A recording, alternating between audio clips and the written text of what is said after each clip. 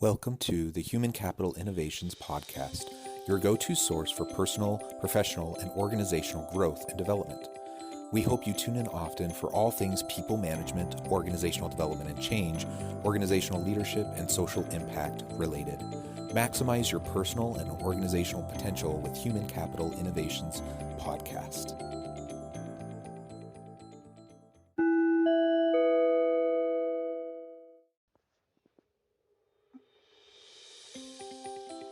Welcome to the Human Capital Innovations Podcast. In this inspiring TED Talks HCI podcast episode, I explore Ross Cunningham's recent TED video, How Motivation Drives Success.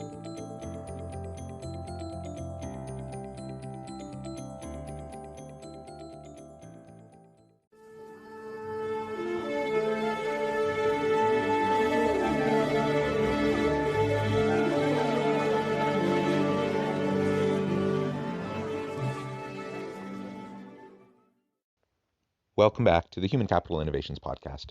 It's great to be with you again today for this inspiring TED Talks HCI podcast episode. Today I'll be exploring Ross Cunningham's recent TED Talk, How Motivation Drives Success. Youth speaker Ross Cunningham shares his personal perception of what motivation truly is and explains how one can utilize it to overcome any challenge. His interest in this topic was originally sparked by his experiences concerning the concepts of motivation in sports. It also explored the importance of perseverance despite setbacks from a lack of natural ability. Thanks for joining me, and I'll catch you on the flip side of this first clip.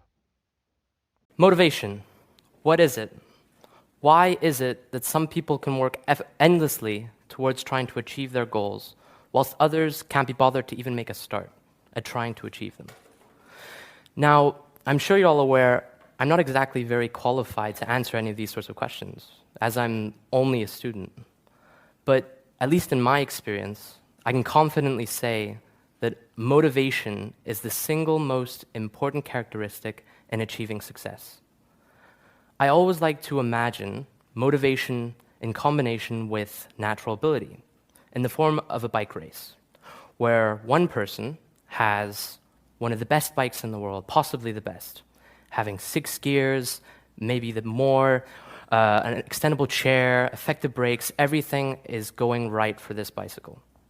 And then there's another person who has one of the worst bicycles, having 3 gears or less, covered in rust, nothing is going well for this bicycle. It's one of the worst there could possibly be. And they're both in a race with one another. And so the race begins. Now, naturally, the better bike should win. It's in the lead, and it's unsurprisingly. But then something unforeseen happens, something you couldn't quite believe to happen, in the fact that the worse bike, someone manages to overtake and inevitably win the race. Now, why is that? Why is the worst bike losing this race? It's the better bike. What is it that made the difference? Well, both of these bicycles contain one constant, the pedaling power. And this pedaling power, I believe, to represent one's motivation, where one's motivation can be the deciding factor in between two people in terms of how they win, or who wins and who loses. And so, in this metaphor, I consider this to be a principle which I've always believed in. Now, it could be said that, what if two people have the same motivation level? Then, obviously, the one with the better bike would win. But I don't believe that. I believe that if you keep trying and trying and trying and trying, eventually you can achieve your goals. What is the key to success? Success in life, success in relationships, success in sports and hobbies, success at work. What drives success? As he opens up this TED Talk, he talks about 2 important components, natural ability and motivation. Now, we all know people who are naturally talented at a variety of things. We also know people that are just hugely motivated. They're just constantly driving, constantly trying to learn, constantly trying to grow and develop. Sometimes we have one individual with both. They're incredibly, immensely talented, and they also just work so hard. They are truly motivated to be the best they can possibly be, to be the best in their sport, to be the best in their job, whatever the case may be. But we also know people who are extremely talented and just don't seem to have the motivation. Maybe they are leaning too much on their talent. Maybe they've become passive and a little bit lackadaisical, perhaps even a little indifferent due to how easy a particular task comes to them. Perhaps they haven't really spent the time in self-reflection and trying to really understand why they're doing that thing, that sport, that hobby, that job, whatever. It just comes naturally and easy to them, and so they don't really think about it. They don't question it. They don't really try to grow in it because it's just always come naturally. I've known many people like that in my own life, and I suppose I'm like that in many ways in my own life. I'm sure there's things that I don't work on as much as I should just because it comes naturally to me. Now, it's wonderful to have natural ability. It's wonderful to have key strengths that we can then build off of. But what I think he's pointing out in the opening clip as he shares the bike metaphor is it's a bit of a waste if we have the raw talent, if we have the raw intellectual capabilities, if we have the raw dexterity and the abilities. We're just kind of born with them. They just come naturally to us. And if we don't do more with it, it's really a bit of a waste. On the other hand, if we have some skill, we have some ability, but we're really, really desiring to learn, to grow, to develop ourselves, and we're willing to put in the work, that even if we have that worst bike, even if, we don't have the same skill as those around us, if we're willing to put in the work and we have the motivation to drive us to put in that work and to persevere over time, we can often catch up to those who may have more raw talent, more raw intellectual ability. Eventually, we might even surpass them. Maybe we won't, but we might. And even if we don't, we still learn and grow, and we can maximize our own potential. And I think that is an amazing thing. I also couldn't help but relate to his opening metaphor because, as some of you know who listen to the podcast, there was a time in my teenage years where I did road biking. I did a couple really long bike trips. I did many, many bike trips, but 2 consecutive summers when I believe I was 14 and 15, I went on 200 plus mile bike races. Now, I didn't actually really consider these races. I was just trying to finish them. But they were intense and they took a lot of prep time. They took a lot of build up so that you had the stamina to be able to go on that 200 plus mile bike race. And in each case, I came from a low income family. We didn't have any good equipment, and I had a pretty crummy bike. So I couldn't help but relate to his metaphor. I really did have probably one of the worst bikes. Most people wouldn't even try doing a race like that, that required that kind of stamina on that kind of equipment. I just didn't have a decent bike. In fact, I had a bike that really only had a couple working gears, and it was kind of up to me. If I was going to finish that race, it was going to be up to me, and I was going to have to push through having equipment that wasn't very good. And what I found in 2 consecutive years is while I didn't place towards the front of the pack, I did finish. And in each case, I finished, and I finished before many people who had, much better equipment than me. So how did that happen? I didn't have any natural ability really. I just, and I didn't have good equipment, but I prepared, I worked hard, and I developed some mental toughness to work through the challenges that anyone would face when you're on that kind of a long journey. Some people, go on, they run marathons. For me, it was these really long, arduous bike treks of 200 plus miles. I think as we continue on, we'll get a little bit more insight into his thinking around the role of natural talent, raw ability, and how that interfaces with motivation and what we can do in our life, whether it's at work, in our personal lives, whatever, to maximize our potential, to grow into that potential, and ultimately achieve our goals and our dreams. In this, now this principle, or better yet, a belief of mine, has been incredibly influential in my life. In 2011, I decided to do something I'd never done before, something I'd never had the opportunity to do before, which was to join a sports team, specifically the badminton sports team. Now, if you don't know what badminton consists of, it's essentially the hitting of this, otherwise known as a birdie, across a net with the use of one racket per person. And there are both single matches, one person versus one person, and doubles matches, 2 people versus 2 people. And I was intrigued by the game. I wanted to learn a new skill. I wanted to try something different. I wanted to do something which I'd never done before.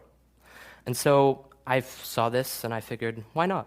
So I gave it a try, and over time, going to every weekly practice, I found a passion. I enjoyed it. I wanted to do it more. I loved playing the game. I loved doing everything related to it. And so 3 months later, I decided to submit a form to try and join the U14 badminton boys team. And luckily enough, I managed to get in that team. I was immensely happy, like any kid at the age of 11 would be.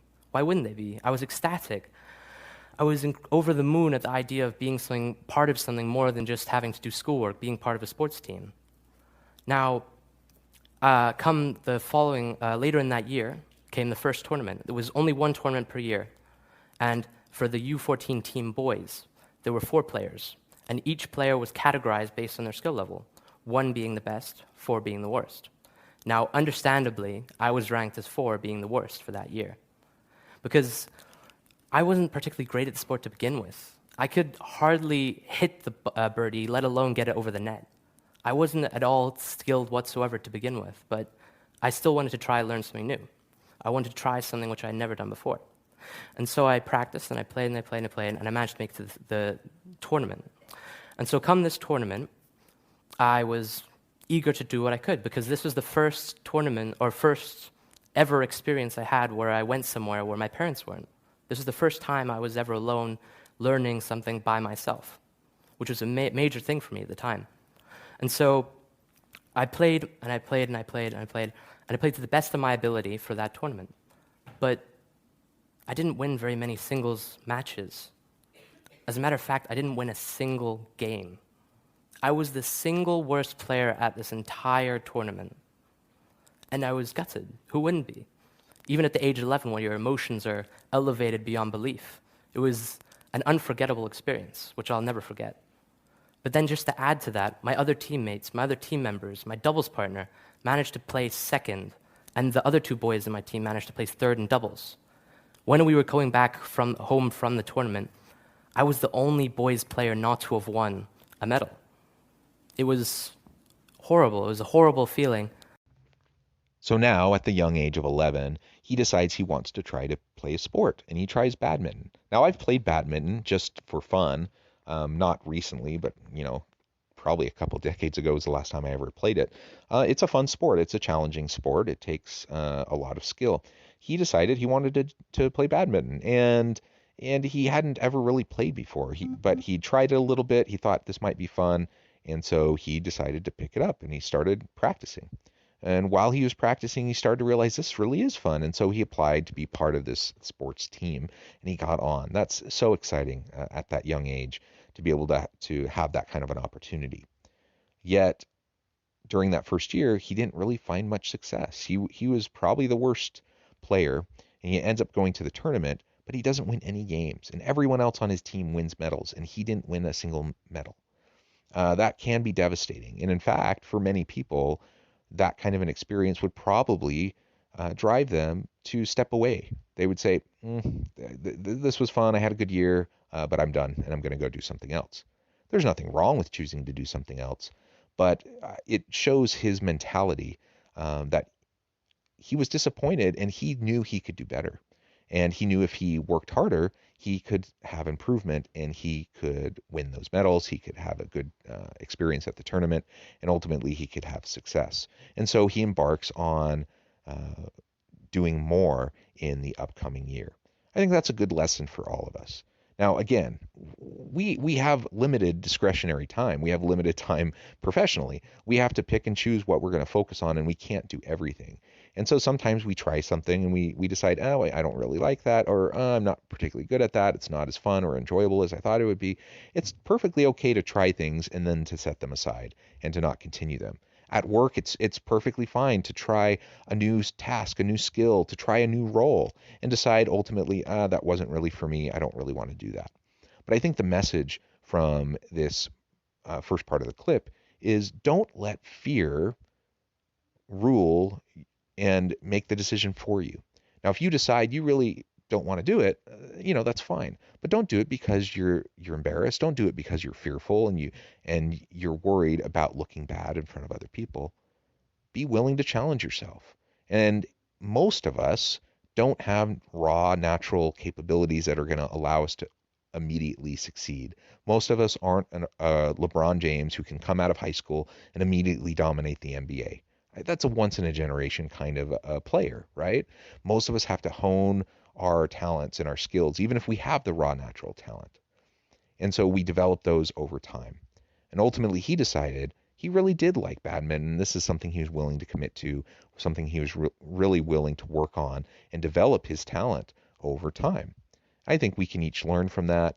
I think each of us, as we go into the workplace, we can recognize there are parts of our jobs that we just don't like. Everyone has parts of their jobs that are crummy, that are rote, that are mundane, or just aren't well aligned with your strengths. That's okay, and we can learn that about ourselves over time, and we can better align and have good person-job fit and person-organization fit over time. But ultimately, don't allow fear, embarrassment to dictate your decisions. Have the courage to work hard and to try over time in a sustainable way. That takes motivation, that takes effort. And so he's going to talk a little bit more about what that really means and how he found that motivation.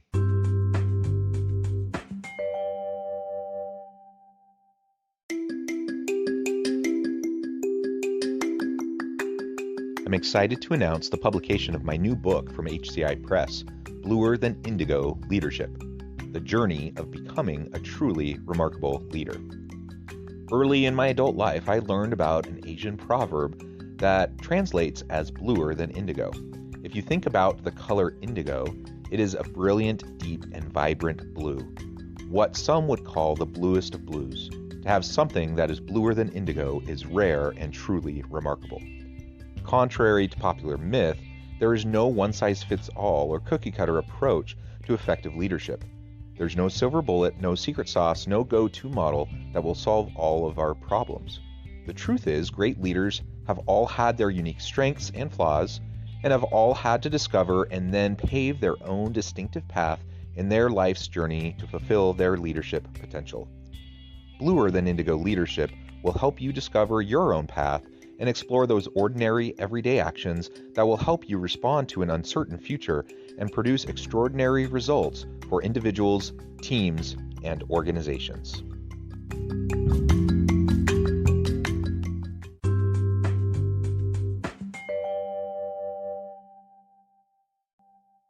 From that moment, I came to realize that if I wanted to achieve something, I had to work at it. I had to dedicate time. I had to dedicate work. I had to do what I could to be better.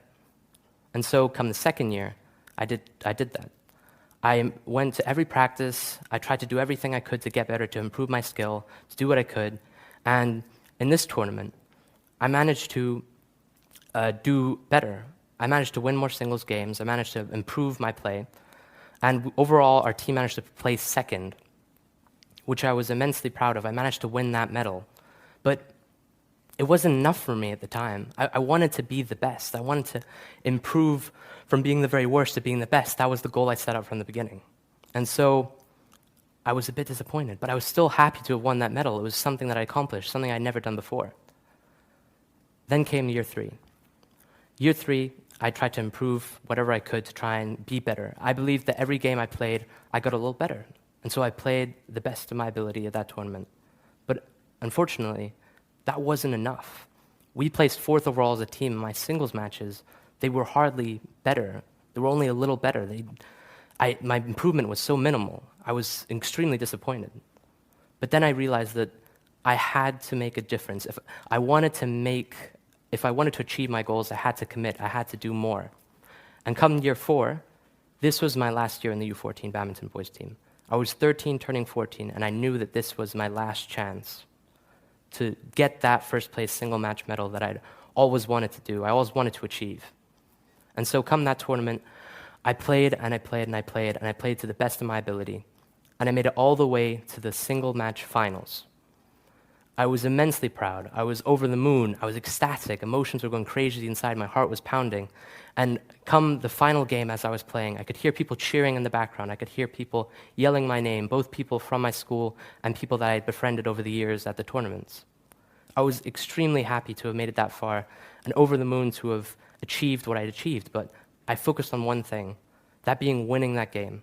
And so as it came match point to me, I smashed the birdie down as hard as I could, and I managed to win that game.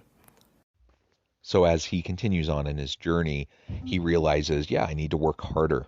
I need to do more. I need to persevere. I need to continue to tap into my why and my motivation and push forward. And I really admire that in him as a young man, learning that in himself. And I can think back to my teenage years, and I can think to things that I really enjoyed, some that I was really good at, and others that I wasn't. I played Little League baseball for many years, and I just was never very good. But I always played. In part, that was a family expectation.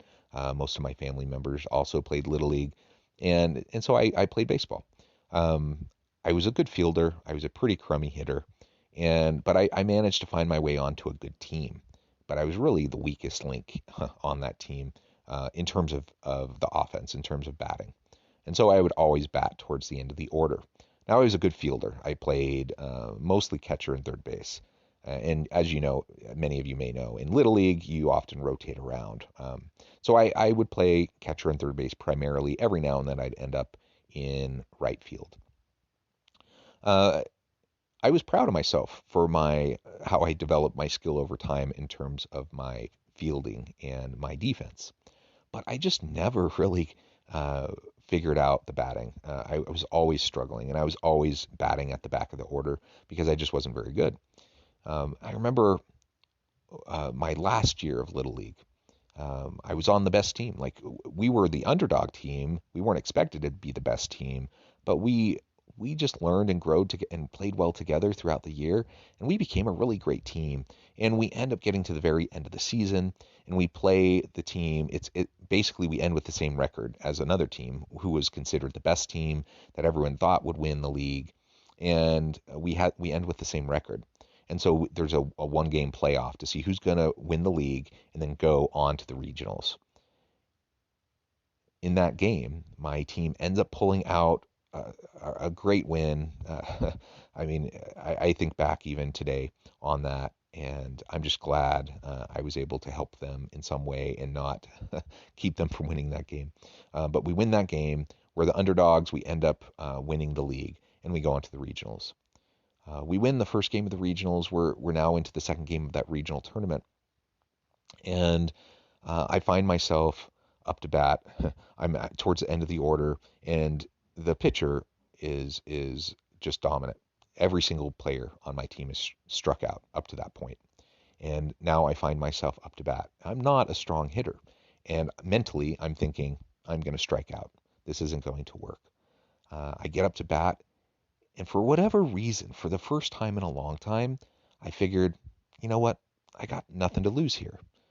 Everyone else on my team is struck out. I'm not going to look stupid because, you know what, everyone else has kind of looked like they're not very capable either. I'm actually walking up to the plate and everyone's chanting over from the dugout and on that side of the bench, easy out, easy out. And I'm just thinking, what's there to lose? So for the first time in a long time, I go up to bat and I'm not nervous. I was always so worried about embarrassing myself. I was always so worried about messing up. And now I'm going up to bat and for whatever reason, none of that was in my mind at that point. And I was just calm. I go up to bat. First pitch, I slam it down the right field line, barely foul. Nobody else on my team had even hit a foul ball up to that point. Like, this guy pitched really hard, And I'm the first one. I just slam it way down the right field line, barely foul. I'm shocked. I'm amazed. I can't believe it. I'm not like a strong hitter, but I just hit this guy and I slammed him, and it just barely went foul. So now all of a sudden I have a little bit of confidence. Very next pitch comes down. I slam it into center field, and I am beside myself. I just can't. I'm sure I was just like frozen there, standing watching this ball fly into center field, because I rarely got hits, and I never hit the ball that hard ever before. This was like a first for me, and it's definitely on this kind of a stage in a regional tournament. The ball keeps going and going and going. It bounces off the top of the fence, barely missing a home run. I'd never hit a home run. It bounces off the top of the fence. And by that point, I'm like, oh my gosh, I need to run. And so I start running, and I end up with a double. And I'm just floored. I can't believe it. I think about that, and I reflect back on that experience from time to time. And I think about the power of motivation, the power of positive thinking, and how what's going on in our heads can either influence us for good or it can limit our motivation. It can limit how we harness our raw capabilities. What I learned from that moment was I had an ability that I didn't even know I had. I didn't know I could hit it that hard. I didn't know I could nearly hit a home run. I didn't know that any of that was capable, and I was capable of that, and for the very first time, because my mind was calm and clear, and I wasn't trapped in the false narrative in my head. I was able to tap into a unbeknownst skill that I did have and do something good with it. I think about that from time to time because there are many things that I'm not very good at, or I think I'm not very good at. And so I limit myself and I limit my ability to grow and learn in that area. I'm glad I did that back then. It was a good lesson for me. And I'm glad this young man did that with badminton. He realized he needed to continue to work hard. He needed to work harder. And if he did that, he didn't allow his headspace to get clogged up with negative self-talk and diminishing himself, that he would be able to do something great. I managed to go undefeated in the single matches for the second seed. I was over the moon. I was ecstatic. It was the proudest moment of my life. I was overjoyed with a rush of emotions, adrenaline going down, but also up at the same time. It's indescribable. But the thing was, I was somewhat disappointed in the fact that our team overall, we placed second. We didn't get that overall victory that I was hoping to end on a high note on. I wanted to end my entire journey on a high note. I wanted to end it the best way it possibly could end. But that wasn't meant to be. And come later on, I came to realize, when thinking back of the whole experience over the 4 years, of the whole experience of the badminton team, of what I learned, what I did, and I realized something.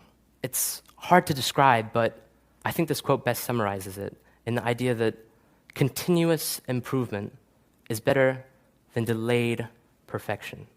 This quote perfectly summarized my entire experience in the sense that I went from being the very worst player to being arguably one of the best players, going undefeated.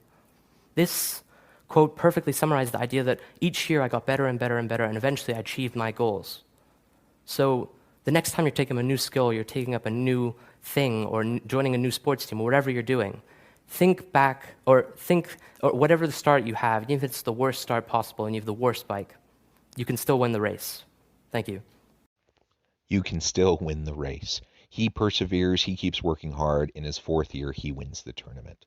Now, that's a great story, and there's so many great motivational sports stories out there, great sports films. But it makes me feel good listening to that and hearing him working so hard, going from literally the worst player the first year of the tournament to the best player and winning the tournament in his fourth year. That's incredible, and it's a testament to his long-term sustainable motivation. I think each of us needs to think about that in relation to various aspects of our lives. What are we going to focus our attention on? There's only so much time in the day, so there's only so many relationships we can foster and sustain. There's only so many hobbies we can have. There's only so much we can do with work. Ultimately, we have to decide, and our resources, our time, are limited. Whatever we choose, let's give it our very best. Let's work hard at it consistently over time. Let's develop that skill. In some cases, our raw talent might not be great, but if we work hard, there are so many things we can achieve.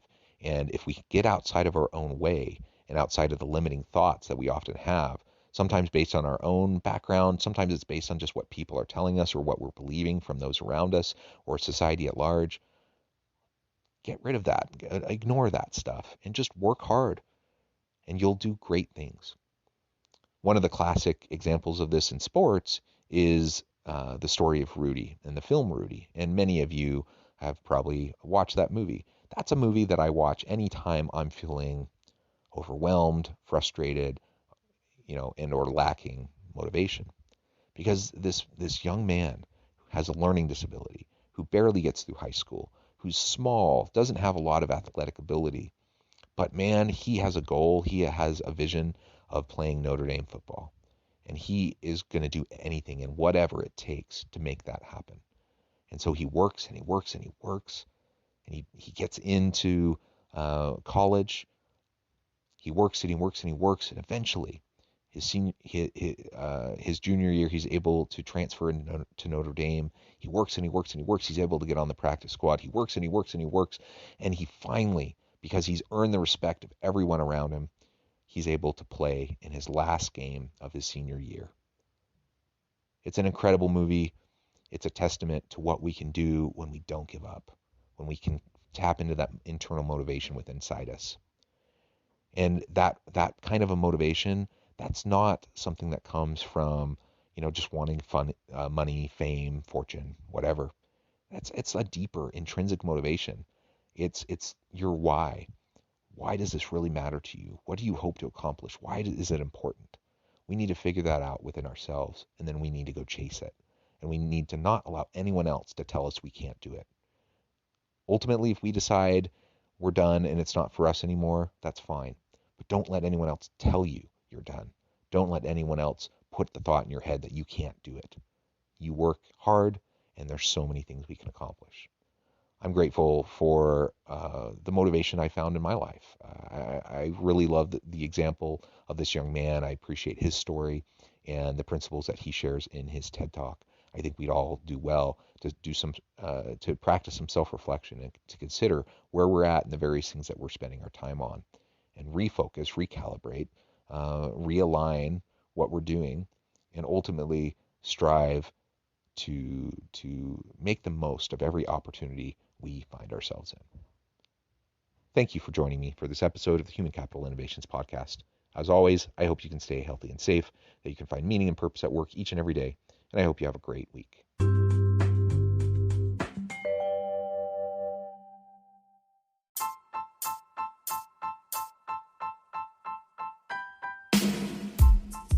The alchemy of truly remarkable leadership.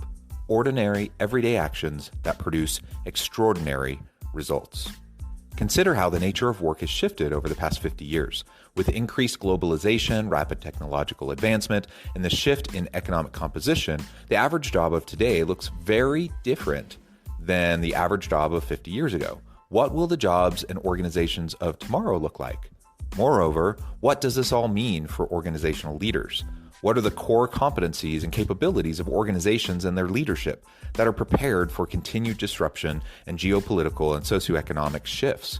Regardless of what the future holds, increasingly, leaders need to be socially minded, data-driven, decisive, champions of talent, and disruptors of the traditional notions of leadership, teams, organizations, and work.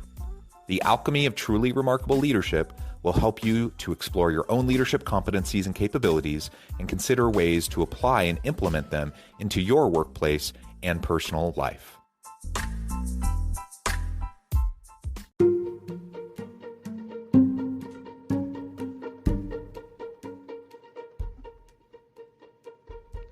Check out Human Capital Innovations magazine, Human Capital Leadership. Human Capital Leadership is a free, interactive e-magazine with the mission to help individuals, leaders, and organizations find innovative approaches to maximize their human capital potential. We publish issues quarterly in August, November, February, and May. Take a look at the latest issue and let us know what you think.